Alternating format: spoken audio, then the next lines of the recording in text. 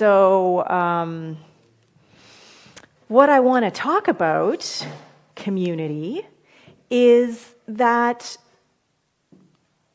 over the last couple of weeks, there have been a couple occasions here where there's been a curious experience for me. And the first time it happened, it was like, whoa, what is going on? And then last week, there was some stuff that happened, and I'm like, whoa, what is going on? But because this is making me feel uncomfortable, I feel like I need to talk about it. And before I wanted to talk about it, I needed to sit with it. And so there were two things that happened at recent Elevates. A few weeks ago, the closing song that we were singing was Look for the Good by Jason Mraz. A really great song with a really great message. And the people who were here got so enthusiastic and so into it. They all crowded onto one side of the room and were singing in a circle and having such a good time, and completely unawares of what was happening on the stage. And at one point, the band just stopped playing. And so it was just a really curious experience of like, what's this disconnect that's happening here? And so I thought, okay, well, that happened, like curious, right? And then last week, as people were saying hello to their neighbor during the first song, it went on and on and on and on, and we finished the song, and people were still going and saying hello to each other, and there was all this enthusiasm and joy and people connecting and community and everything, and we're kind of standing here going, could we thank the band? Could we thank the band? We're finished the song, and still there was all this commotion and everything happening, and again, there was this like disconnect. And I thought, oh, this is so interesting, because I don't know why this is happening, but it started to make me think of like, okay, let me sit with this, because there's a relationship happening here. And so what came up for me was the reason that it felt like there was a disconnect for me was because the whole point of Elevate is to come together. And that means all of us. So not just, here sort of observing and taking in and receiving this incredible magical gift of music that we do every single week, but coming together through stuff like the music, through the meditation that we have at the beginning, through the shares that we just had, through the message that, I might deliver, and through the conscious conversation that takes place afterwards. And so what came up for me was sort of a question after a question after a question. And the first one for me was, because I know that I am equal to everything that I am experiencing, what's my role or what's my part in this happening? And so when I kind of thought about the Look for the Good experience, it was like, well, I chose such a good song that people love and want to sing, and it makes them feel connected and happy that, that was going to happen eventually. And so I just kind of, wrote it off to that, okay? But I also was starting to think, like, are they even aware of, what it is that's happening, of how their experience is impacting? And the answer was no, because they were having such a good time. They were like in their circle. They were doing their thing. That's where their focus was. And then I thought of like, well, what would I prefer? And my preference would be that we all kind of hang out together, instead of like, this is happening here and this is happening here. And then the last question was, what do I require in order for something different to happen? At the very least, they become aware. And at the very sort of best, I get what I prefer. And the thing was, I got to speak up.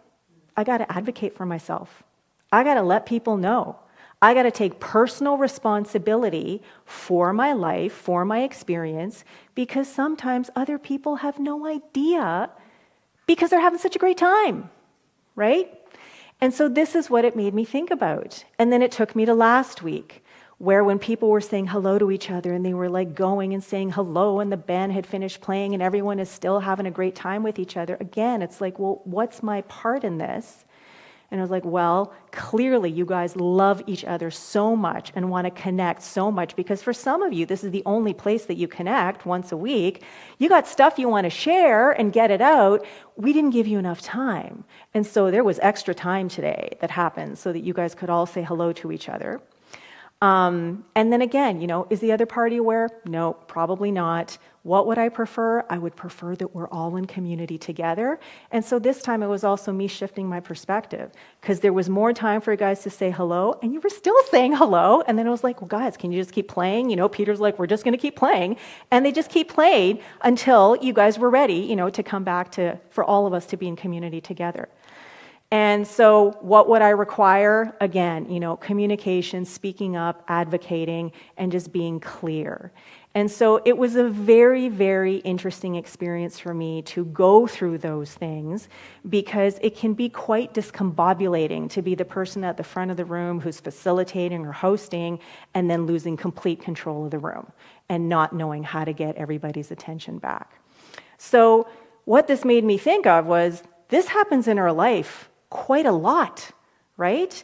Because we're in relationship with people all the time, and we may be so caught up in whatever it is that we're doing, whatever it is that we're experiencing, that we're not aware of how that experience is impacting someone else. And especially when it's like great and we're having a good time and we're having fun and we're connecting with someone and it's full of joy, then it just sort of might feel like, well, everybody's feeling that, but maybe not. And so what came to me was this idea of how, tending to relationships with openness, commitment, authenticity, and love, which is our affirmation, is also about being conscious and authentic and attentive to how it is that we're relating to others. But most importantly, it's about taking personal responsibility. And so if there's something in a relationship that we have that isn't working the way that we would want, if there's a different way that we would prefer that it unfold, nobody, a lot of times, sometimes someone will, but most of the time, no one is going to advocate for us. We have to speak up ourselves. We have to say what it is that we want, what it is that we prefer, how it is that we feel, and then what it is that I require from you or from this community, or in this situation in order for me to feel, confident going forward. So owning your own experience is what I was thinking of when all of this was coming up. So that's the title of my talk.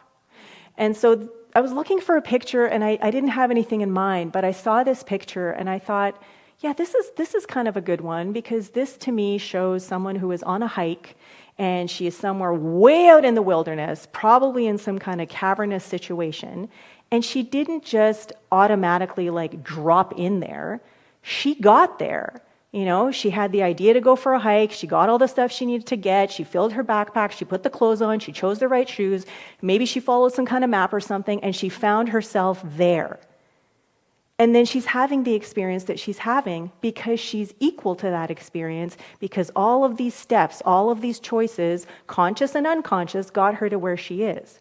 And now, for her to have the ultimate experience that she wants to have, she's got to decide consciously, intentionally, authentically, attentively, from moment to moment to moment, how her experience is going to unfold so that it can unfold the way that she would prefer. Now, sometimes we can make all the choices, we can take all the actions, that we think are the right ones, and life will still unfold differently than we would prefer. Sometimes it's better, sometimes not so much. But again, personal responsibility, owning our experience, we get to choose in that now moment how it is that we want to respond to the situation. And so do we want to respond with openness, commitment, authenticity, and love? Do we want to respond maybe by asking some of those questions like, what's my part in this? Is the other party aware of what's going on? What would I prefer? And what do I require in order for that to happen?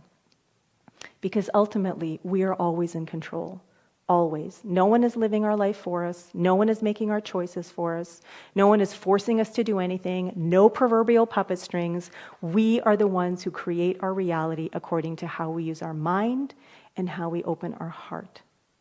So I'm inviting you, as we move into the coming hours, days, and week ahead, to remember that we are always in relationship with someone or something.